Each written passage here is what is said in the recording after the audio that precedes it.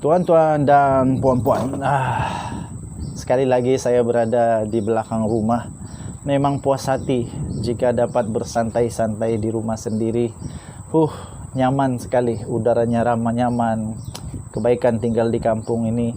Semuanya hidup slow, perlahan tapi penuh nikmat, tuan-tuan dan puan-puan.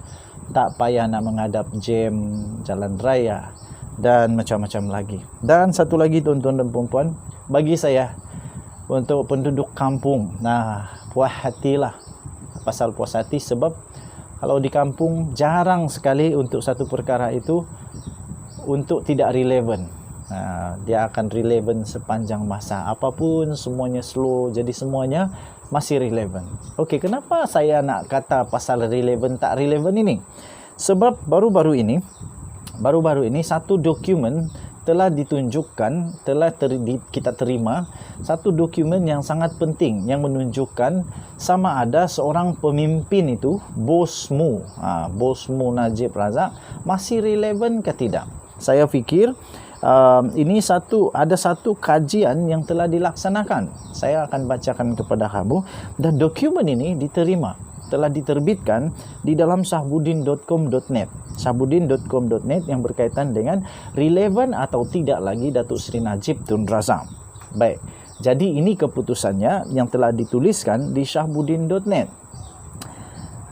Bertarik 3 April kemarin sebenarnya, tuan-tuan dan puan-puan, keputusan ini dikeluarkan pada kemarin. Tuan-tuan dan puan-puan, sebelum saya tunjukkan keputusannya, tuan-tuan dan puan-puan, saya bacakan dulu beberapa perenggan. Meskipun populariti daripada bekas Perdana Menteri Datuk Seri Najib Tun Razak dilihat meningkat kebelakangan ini, populariti beliau tiba-tiba meningkat kebelakangan ini, terutamanya yang paling menangkap perhatian saya apabila beliau membuat lawatan di Pulau Pinang. Dan ternyata masyarakat Tionghoa, masyarakat berbangsa Cina di Pulau Pinang menerima beliau dengan baik sekali. Sehingga ada artikel kata Lim Guan Eng rasa terkejut kerana rasa gentara kerana Datuk Seri Najib Tun Razak tiba-tiba mendapat sokongan daripada masyarakat Cina. Walau bagaimanapun, saya bacakan. Meskipun populariti bekas Perdana Menteri iaitu Datuk Seri Najib Tun Razak dilihat tiba-tiba meningkat kebelakangan ini, namun sebenarnya hanya 4% pengundi mahu beliau kembali untuk menerajui negara sebagai Perdana Menteri. Tajuk artikel ini adalah Najib sudah tak relevan lagi. Hanya 4% sahaja mahu supaya beliau kembali bertanding, manakala 21% pula menyokong Ismail Sabri. Berikan komen kamu, adakah kamu bersetuju bahawa Najib sudah tidak relevan lagi? Benarkah Najib tidak relevan lagi? Dan benarkah hanya 4% sahaja yang mahu beliau untuk kembali berbanding 21% menyokong Ismail Sabri? Maklumat itu telah dikongsi oleh Naib Presiden Parti Keadilan Rakyat iaitu Rafizi Ramli yang mendakwa bahawa data berkenaan merupakan dapatan daripada kajian yang telah dilakukan pada akhir Februari yang lepas. Bahkan dakwa Rafizi Ramli lagi, ahli Parlimen Pekan itu adalah pilihan terakhir selepas 5 tokoh politik yang lain, termasuk seorang lagi bekas Perdana Menteri iaitu Tun Dr. Mahathir Mohamad. Jadi nampaknya Tun Dr. Mahathir Mohamad lebih dipilih sebagai relevan walaupun usianya dah tua tu. 4 nama yang lain ialah, pertama, Presiden Parti Pribumi Bersatu Malaysia Bersatu iaitu Tan Sri Muhyiddin Yassin. Kedua adalah Presiden UMNO sendiri iaitu Datuk Seri Ahmad Zahid Hamidi, dan Presiden PKR iaitu Datuk Seri Anwar Ibrahim, dan Perdana Menteri terkini iaitu Datuk Seri Ismail Sabri Yaakob.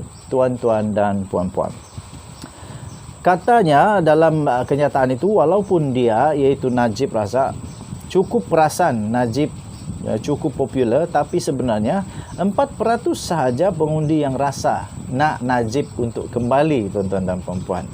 Tambahnya lagi dalam kenyataan itu, Datuk Seri Ismail Sabri Yaakob merupakan individu yang paling tinggi menerima undian iaitu sebanyak 21%, kata Rafizi dalam satu temu bual bersama Skop MG. Menurut Rafizi lagi, kajian tersebut melibatkan seramai 2,500 responden dan diadakan pada setiap bulan.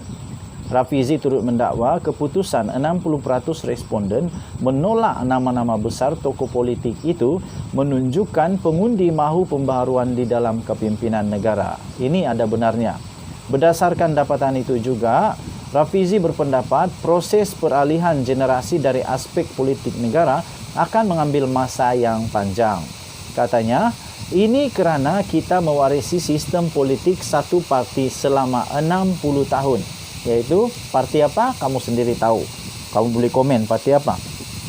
Ujarnya lagi, corak dan proses untuk menjadi Perdana Menteri telah dipengaruhi sekian lama oleh hierarki dalam UMNO. Betul.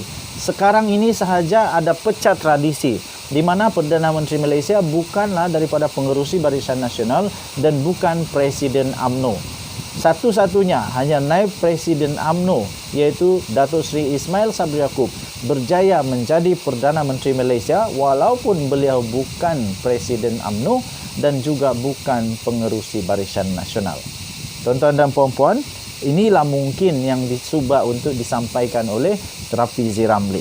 Tuan-tuan dan puan-puan, yang pastinya perang mulut di antara Rafizi dan Najib Razak semakin panas sejak kebelakangan ini, terutamanya selepas bekas ahli Parlimen Pandan itu mengumumkan untuk kembali dalam arena politik negara. Tuan-tuan dan puan-puan, keadaan nampaknya semakin hangat apabila kedua-dua individu ini berbicara perihal situasi yang melanda Sapura Energy Berhad. Tuan-tuan dan puan-puan, sumber berita ini telah diterbitkan pada asalnya daripada astroawani.com astroawani.com dan diterbitkan semula di syahbudin.net. Tuan-tuan dan puan-puan, diterbitkan semula di syahbudin.net. Harap maklum bahawa artikel ini tidak menggambarkan pendapat dan pandangan rasmi daripada channel ini, tetapi saya hanya ingin membacakan sahaja. Tuan-tuan dan puan-puan, terpulang kepada kamu, apa pendapat kamu? Sama ada Najib masih relevan atau tak relevan, terpulang kepada individu masing-masing. Terpulang kepada pendapat masing-masing. Beliau masih diterima atau tidak, terpulang kepada pendapat masing-masing, tuan-tuan dan puan-puan. Sekali lagi, selamat menyambut Ramadan Al-Mubarak dan selamat menyambut Hari Raya Aidilfitri tak lama lagi. Kurang daripada sebulan daripada sekarang. Dengan itu, selamat berpuasa. Selamat berpuasa. Denyut nadi suara rakyat bergema di channel ini.